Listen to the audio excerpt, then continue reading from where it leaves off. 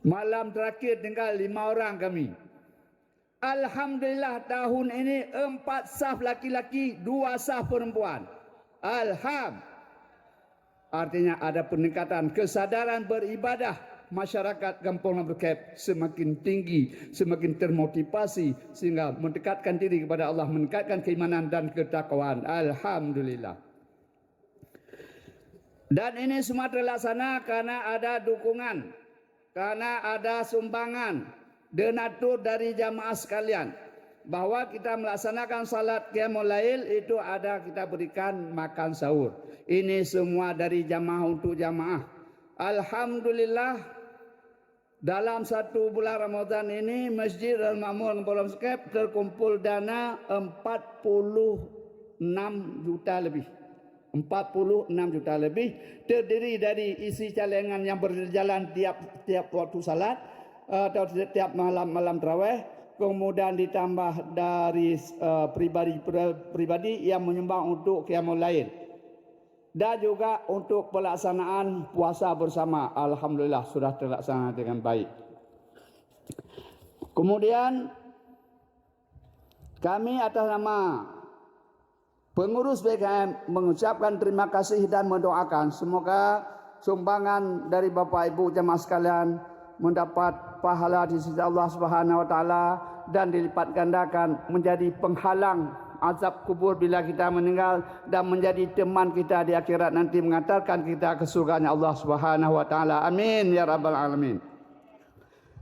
Kemudian juga Badan Santunan Anak Yatim Kampung Lampu Kep.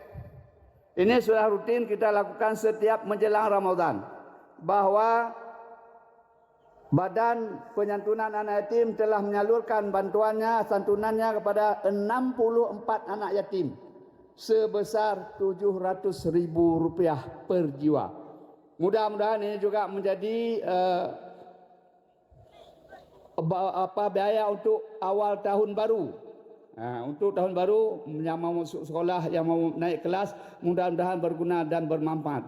Dan ini juga pernah kami sampaikan bahwa bukan sayangnya yatim piatu karena tiada ayah dan ibu, tapi sayangnya yatim piatu yang tiada berilmu. Ini perlu kita pikirkan bagaimana ke depan anak-anak yatim piatu kita semakin meningkat, punya potensi dalam hidupnya, mengangkat harkat dan martabat derajat keluarganya. Ini perlu kita pikirkan bersama. Karena juga sudah kita buat, ini tidak jalan karena belum ada dukungan dari orang tua, sehingga kita buat pengajian hanaija. Ini perlu kerjasama yang baik antara panitia atau badan santunan dengan keluarga. Dan juga secara pribadi bahwa Bapak Profesor Dr. Insinyur Haji Saiful Hussein juga telah menyantuni anak yatim 64 orang Kampung Lampu Kep itu pada 2-3 hari yang lalu. Itu juga sebesar kalau nggak salah saya Rp200.000 per jiwa, dan kepada 8 khadam masjid. Ini juga sudah rutin beliau lakukan. Ini pun kita doakan dan berterima kasih kepada beliau. Kita doakan semoga menjadi amal jariah beliau yang akan mendampingi beliau di hari akhirat kelak, sehingga mengatakan beliau ke dalam surganya Allah Subhanahu wa taala. Amin amin ya rabbal alamin. Kemudian panitia zakat fitrah Kampung Lampu Kep telah menerima zakat dalam bentuk uang 28 juta lebih, dalam bentuk beras 9,5 ton lebih. Ini terjadi penurunan dari tahun yang lalu. Tahun yang lalu uang berjumlah 32 juta lebih, beras 9,8 ton lebih. Tahun ini uang hanya 28 juta, beras 9,5 ton. Berarti ada penurunan. Sedangkan di sisi lain, sisi penerimaan menjadi peningkatan dari tahun yang lalu. Kalau tahun yang lalu 1.280 sekian miskin. Sementara tahun ini 1.300 lebih. Artinya ada peningkatan dalam hal penerimaan zakat fitrah. Penerima. Senef miskin. Senef fakir terjadi penurunan sedikit, tidak banyak. Hanya dalam jumlah 5 orang atau lebih kurang. Dari 220 sekian-sekian, tahun ini 223 orang. Hanya turun sedikit, itu di Seni Fakir.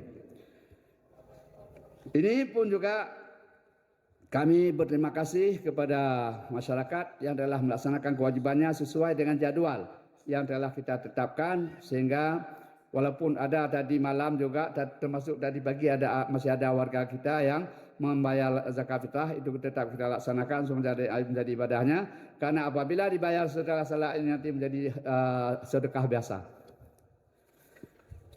Kemudian tata laksana salat Id pada hari ini tanggal 1 Syawal 1445 Hijriah bertepatan dengan 10 April 2024 Masehi. Khatib adalah Ustaz Khalidillah MA, Naib Khatib Ustaz Enjus Tianus SHMH, Imam Ustaz Muhammad Padel, dan Naib Imam Ustaz Muammar Khadafi.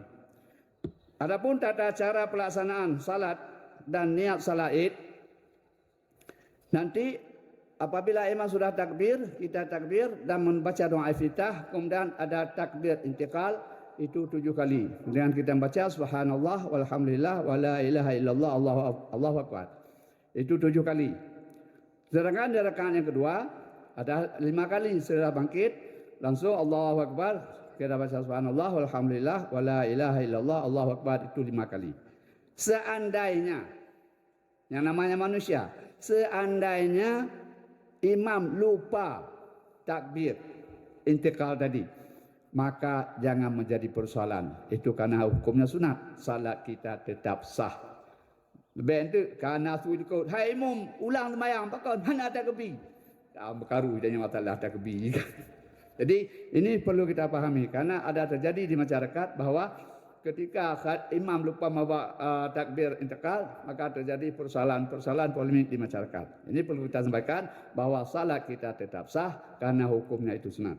Adapun niat salat, usalli sunatal li'idil fitri raka'ataini ma'muman lillahi ta'ala. Sengaja aku salat sunat Idul Fitri 2 rakaat mengikut imam karena Allah Ta'ala. Jamaah wajib mengatakan ikut imam, kalau tidak sah. Nah, imam sunat dia mengatakan menjadi imam. Kalau dia berniat menjadi imam dapat pahala berjamaah, salat sah. Tapi kalau jamaah tidak meniatkan dia sebagai makmum, maka salatnya tidak sah. Nah, jadi kita ulangi, usalli sunatal li'idil fitri raka'ataini ma'muman lillahi ta'ala. Sengaja aku salat sunat Idul Fitri 2 rakaat mengikut imam karena Allah Ta'ala. Atau ngambat aceh, sengaja lun semayang sunat Idul Fitri 2 rakaat mengikut imam karena Allah Ta'ala. Mudah-mudahan ibadah kita hari ini mendapat reda dari Allah Subhanahu Wa Ta'ala, dan kita lihat juga cuaca bersahabat dengan kita. Mudah-mudahan masalah khutbah ini perlu juga kita sampaikan nanti. Kalau khatib belum menyelesaikan rukun khutbahnya, jangan pulang dulu. Tapi kalau khatib telah menyelesaikan rukun khutbahnya, itu kalau pulang pun tidak apa-apa. Karena tidak usah lagi khutbahnya. Tapi kalau belum selesai rukun khutbah, kan sudah paham kita rukun khutbah, puji, selawat, wasiat, ya, ayat doa. Kalau itu sudah semua disampaikan oleh khatib, itu berarti sudah selesai rukun khutbahnya. Maka kalau rukun khutbah belum selesai, jangan beranjak dari tempat duduknya dan jangan bercerita. Nyong tu nak tanya, kak kamu tak lontong. Tengok khutbah ada nyong lontong. Dengar khutbah lebih ada nyong lontong. Sekian, terima kasih. Assalamualaikum warahmatullahi wabarakatuh.